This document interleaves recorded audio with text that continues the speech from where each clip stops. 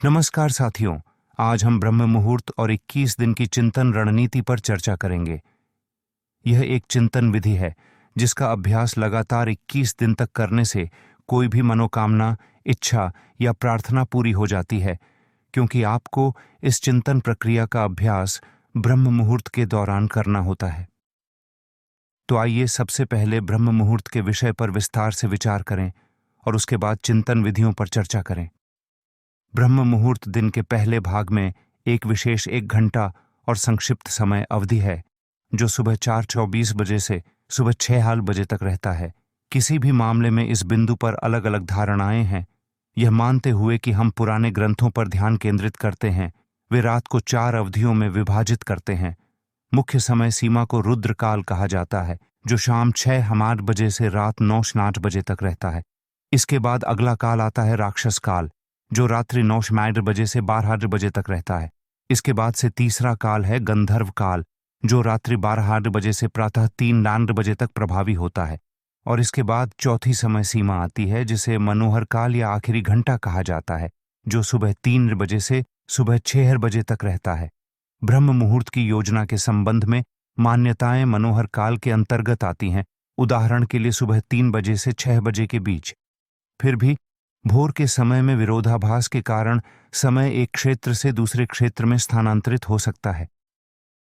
किसी भी स्थिति में यदि आप सुबह 3 बजे से 6 बजे के बीच किसी भी समय जागते हैं जो मनोहर काल के अंतर्गत आता है, तो इसे अनुकूल समय या ब्रह्म मुहूर्त माना जाएगा।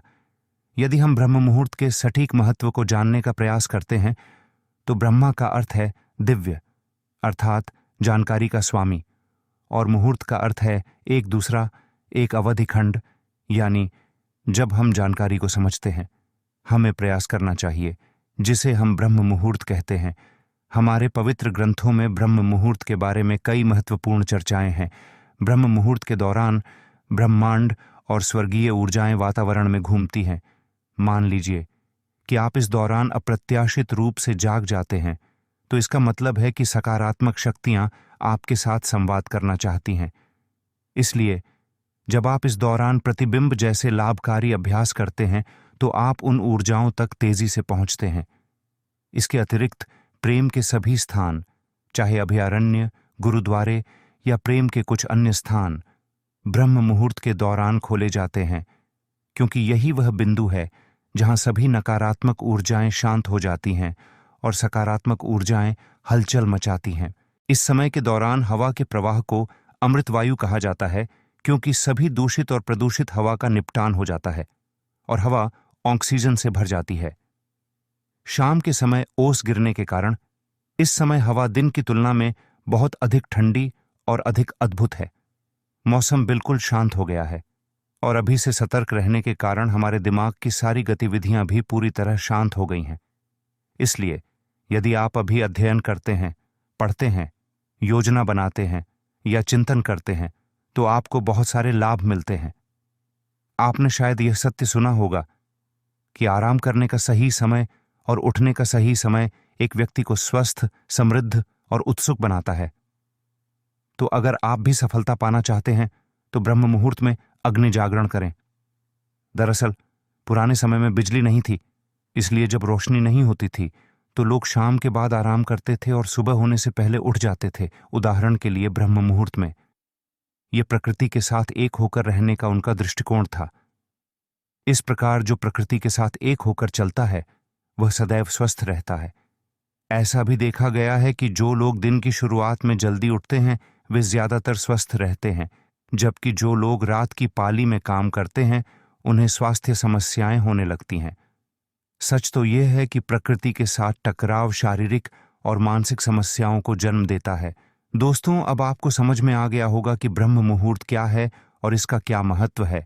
वर्तमान में हमें बहुदिवसीय चिंतन पद्धति पर चर्चा करनी चाहिए। हर कोई जानता है कि सुबह का समय चिंतन के लिए सबसे अच्छा होता है, इसलिए आज हम एक ऐसी चिंतन रणनीति पर चर्चा करेंगे जो विशेष रूप से ब्रह्म मुहूर्त के दौरान की जाती है।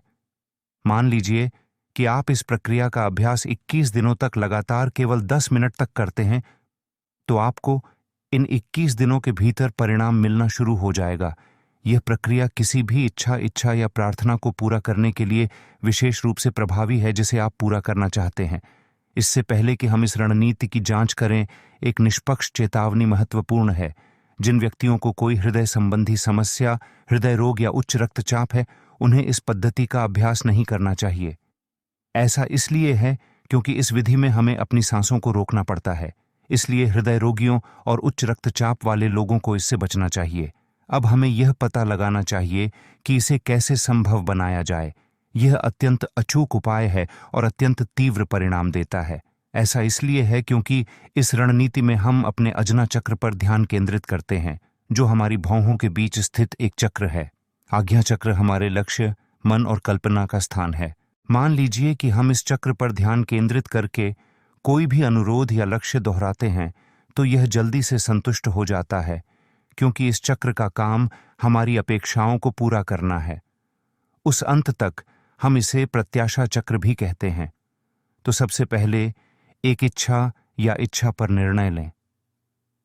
आप जो भी इच्छा पूरी करना चाहते हैं, उसका चयन आपको स्पष्ट रूप से करना चाहिए, क्योंकि उस इच्छा को पूरा करने के लिए आपको 21 दिनों तक इस चिंतन विधि का अभ्यास करना होगा। इसलिए पहले अपनी लालसा समाप्त करें, फिर उस बिंदु पर चिंतन करना शुरू करें। सबसे पहले ब्रह्म मुहूर्त में उठें और नया बनें। यदि आप सफाई कर सकते हैं तो यह उत्तम है। यदि नहीं, तो केवल सफाई करने से ही काम चल जाएगा। फिर अपने अभयारण्य, याचिका क्षेत्र या चिंतन कक्ष में प्रतिबिंब के लिए बैठें। सुनिश्चित करें कि स्थान इस हद तक हो कि बाहर से प्राकृतिक हवा आपके कमरे में आ सके। चूंकि हम इस रणनीति का अभ्यास दिन की शुरुआत में ब्रह्म मुहूर्त के दौरान करते हैं, इसलिए आपको नए प्राण, जीवन शक्ति, ऊर्जा की आवश्यकता होगी। वहीं बैठें जहां बाहरी हवा आपके कमरे में आती हो। जब आप चिंतन के लिए बैठें तो अपनी पीठ सीधी रखें, गर्दन सीधी रखें, दोनों हाथ घुटनों के बल झुकें और अपने हाथों को कसकर पकड़ें। सबसे पहले अपने मानस को शांत करें और कुछ मिनटों के लिए अपने शरीर को व्यवस्थित करें। उस समय जब आपका मस्तिष्क शांत होता है, आपका शरीर स्थिर होता है और आपकी श्वास सामान्य रूप से सामान्य हो जाती है, तो आप अपने अजना चक्र पर ध्यान केंद्रित करना चाहते हैं, यानी दोनों भौहों के बीच का वह स्थान जहां हम तिलक लगाते हैं या जहां महिलाएं बिंदी लगाती हैं। आप इस स्थान के प्रति अपना सम्मान रखेंगे और पूरे प्रतिबिंब के दौरान अपना ध्यान वहीं रखेंगे। अब आपको इस जगह को लगातार अपनी मनोवैज्ञानिक नज़र से महसूस करने की ज़रूरत है। जब आप इस स्थान को अपनी मानसिक दृष्टि से अनुभव करेंगे तो आपका ध्यान यहीं रुक जाएगा। फिर एक लंबी, पूरी सांस लें और उसे रोक कर रखें। अपनी सांस को रोकते हुए तीसरे नेत्र चक्र पर ध्यान केंद्रित करें। अभी अपने तीसरे नेत्र चक्र पर अपने चुने हुए भगवान, गुरु या प्रतीक की तस्वीर की कल्पना करें। अपनी सांस रोककर और अपने तीसरे नेत्र चक्र, अपने चुने हुए भगवान, गुरु या प्रतीक पर ध्यान केंद्रित करते हुए एक अनुरोध कहें या अपनी इच्छा दोहराएं। जो कुछ भी आपकी इच्छा है, उसे अपने स्वामी या सर्वोच्च व्यक्ति को संबोधित एक पंक्ति में दोहराएं जिस पर आप भरोसा करते हैं और अपनी इच्छा पूरी करने के लिए भगवान से अपील करते हैं। अपनी इच्छा को तब तक दोहराते रहें जब तक कि आप फिर कभी अपनी सांसें न रोक सकें। आप अपनी सांस को 10 सेकंड, 20 सेकंड या 30 सेकंड के लिए रोक सकते हैं, जब तक आप सहमत हों। फिर तीसरे नेत्र चक्र पर ध्यान केंद्रित करते रहें और अपनी आंख के सामने अपने चुने हुए भगवान, गुरु या प्रतीक की कल्पना करें। तीसरे नेत्र चक्र पर ध्यान केंद्रित करते हुए अपने अनुरोध या इच्छा को दोहराते रहें। जब आपको लगे कि आप कभी भी अपनी सांस को रोक नहीं सकते हैं, तो धीरे धीरे अपने मुंह से सांस छोड़ें। सुनिश्चित करें कि आप अपनी नाक से सांस लें और अपने मुंह से सांस छोड़ें। यह पूरा चक्र चलता है। फिर उस समय लगभग 15 से 20 सेकंड के लिए आराम करें और एक आरामदायक स्थिति में बैठें। आराम करने के बाद जल्दी से एक और लंबी पूरी सांस लेकर और उसे अंदर रोककर अगला चक्र शुरू करें। अपनी सांस को रोकने के इस क्रम को दोबारा जारी रखें। तीसरे नेत्र चक्र पर ध्यान केंद्रित करें। अपने चुने हुए भगवान, गुरु या आइकन की तस्वीर लें और दोबारा दोहराएं आपकी विनती या इच्छा। फिर कुछ देर आराम करें। आपको इसे 21 दिनों तक लगातार लगभग 10 मिनट तक दोहराना होगा। चूंकि यह एक पूर्ण विधि है, इसलिए आपको इसका अभ्यास 21 दिनों तक नियमित रूप से करना चाहिए। वास्तव में उस समय आपकी सभी इच्छाएं कभी भी पूरी हो सकती हैं। यदि आप चूक जाते हैं या बीच में ही छोड़ देते हैं तो आपकी इच्छा पूरी होने की संभावना कम हो जाती है। सभी बातों पर विचार किया गया कि ऐसा किस कारण से होता है और इस रणनीति के पीछे का विज्ञान क्या है। इन सब से ऊपर, जैसा कि मैंने पहले उल्लेख किया था, हमारा तीसरा नेत्र चक्र हमारी इच्छा का स्थान है। यह हमारे प्रतिनिधित्व का क्षेत्र है। यह हमारा आज्ञा स्थान है। फलस्वरूप इसे आज्ञा चक्र कहा जाता है। इसलिए जब हम इस पर पहुंचते हैं और कोई अनुरोध करते हैं, पूछते हैं या कोई उद्देश्य रखते हैं, तो वह अनुरोध, वह उद्देश्य, वह अनुरोध संतुष्ट हो जाता है।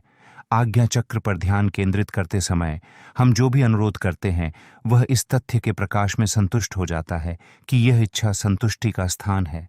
इसके अलावा जब हम इस तरह से अपनी सांस रोकते हैं तो हमारे पूरे शरीर में एक संकट की स्थिति पैदा हो जाती है। जब हम अपनी श्वास को इतनी देर के लिए रोक देते हैं तो हमारा मन रुक जाता है, हमारा चिंतन रुक जाता है। ऐसा किस कारण से होता है? ऐसा इसलिए होता है क्योंकि आपके पास फिर कभी आसानी से सोचने की क्षमता नहीं होती है। वर्तमान समय में यह एक संकटपूर्ण स्थिति है। ऐसी स्थिति में आप सोच नहीं पाते, इसलिए जब आप किसी खास चीज पर ध्यान केंद्रित करते हैं तो आपका मानस उसी स्थान पर केंद्रित रहता है। इसका तात्पर्य यह है कि आपका मानस पहले की तुलना में अधिक विचारशील हो गया है। इसलिए जब आप सांस लेते हैं और उसे रोकते हैं तो यह एक और महत्वपूर्ण बात है। और तीसरा, जब आप इतने व्यस्त हो जाते हैं और अपनी लालसा को बार बार दोहराते रहते हैं तो धीरे धीरे वह चाहत आपके संज्ञानात्मक मस्तिष्क से आपके मानस मस्तिष्क की ओर बढ़ने लगती है। वह चाहत 1 दिन, 2 दिन या 3 दिन के बाद आपके मानस मस्तिष्क में प्रवेश करना शुरू कर देती है। आप जो चिंतन कर रहे हैं वह फिर से आपके आंतरिक मन में प्रवेश करना शुरू कर देता है, जो हमारे दिमाग की सबसे गहरी परत होती है। इसके अलावा यदि आप किसी भी विचार को अच्छे के बाद अच्छे के पैटर्न के अनुसार अपने मन में रखते हैं तो उस बिंदु पर वह इच्छा संतुष्ट हो जाती है। इसके पीछे यही विज्ञान है। इस रणनीति में 3 चीजें स्पष्ट रूप से काम करती हैं।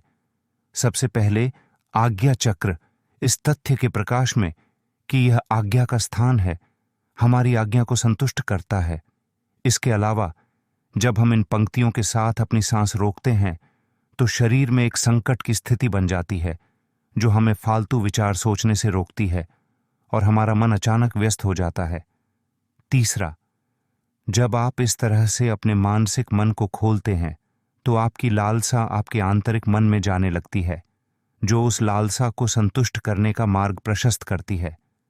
इसके अलावा एक निश्चित बात, मुख्य रूप से आप यह रणनीति ब्रह्म मुहूर्त के समय कर रहे हैं। मैंने ब्रह्म मुहूर्त समय की विशेषता को सबसे पहले भली भांति समझ लिया है। मान लीजिए कि हम ब्रह्म मुहूर्त के समय, उदाहरण के लिए दिन की शुरुआत में कोई परंपरा निभाते हैं तो यह समय देवताओं का समय है, भगवान का समय है। इस प्रकार जब आप अब भी सच्चे दिल से प्रार्थना करते हैं तो वह अनुरोध निश्चित रूप से सुना जाता है। तो अब आप पूरी तरह से समझ गए होंगे। मान लीजिए कि आप भी किसी मुसीबत में फंसे हैं और उस मुसीबत से बचना चाहते हैं, तो उस वक्त उस मुसीबत से बचने के लिए इस तरीके पर ध्यान दें। या दूसरी ओर मान लें कि आपकी कोई महत्वपूर्ण इच्छा है या कोई आवश्यकता है जिसे आप अपने जीवन में पूरा करना चाहते हैं, तो उस समय आप इस तकनीक के माध्यम से अपने जीवन में उस लालसा या आवश्यकता को पूरा कर सकते हैं। दूसरी बात, इस तकनीक का उपयोग किसी ऐसी इच्छा को पूरा करने के लिए न करें जिससे दूसरों को ठेस पहुंचे, अन्यथा आप इसके दुर्भाग्यपूर्ण परिणामों के लिए जिम्मेदार होंगे। इस तकनीक का ईमानदारी से अभ्यास करें क्योंकि यह रणनीति एक आजमाई हुई रणनीति है। मैंने अपने दैनिक जीवन में कई बार ये प्रयास किए हैं और लगातार सफलता पाई है, इसलिए आपको भी मिलेगी। इसका लगातार अभ्यास करें, आपको काफी मदद मिलेगी। तो दोस्तों, मुझे आशा है कि ये वीडियो आपको पसंद आया होगा और इस वीडियो को लाइक, शेयर और चैनल को सब्सक्राइब करना ना भूलें।